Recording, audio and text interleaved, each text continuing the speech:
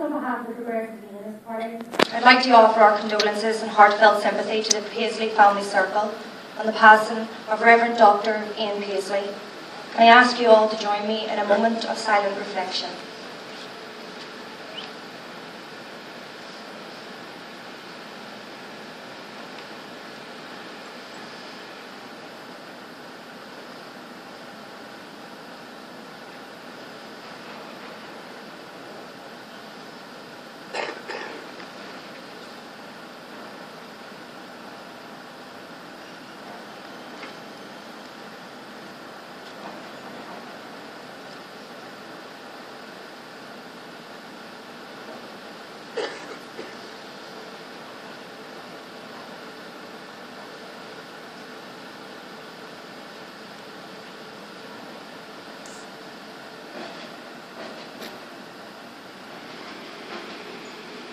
Thank you.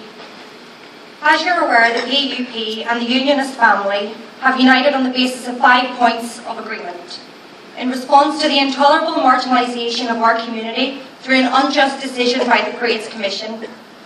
These points of agreement include support for the principles of democracy, rejection of the use of violence or threats of violence for political gain, need for peaceful, lawful protest and political action, desire for civil and religious freedom, finally, shared recognition and support for parading tradition and the freedom to express our culture and identity.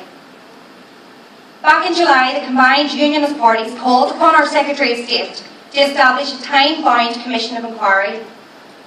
The reason that we called for this inquiry to be established was on the back of the Parades Commission inability to make fair and equitable decisions in relation to the celebration of culture and identity.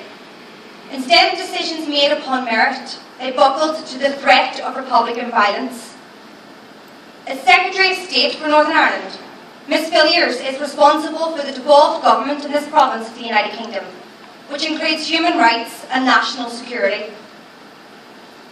In a policy published by Ms Villiers and the Northern Ireland Office on the 5th of March 2013, titled Keeping Northern Ireland Safe, it states, "We support individuals and communities in rejecting those who carry out attacks and will challenge the ideology of those who seek to apply political pressure through violent means."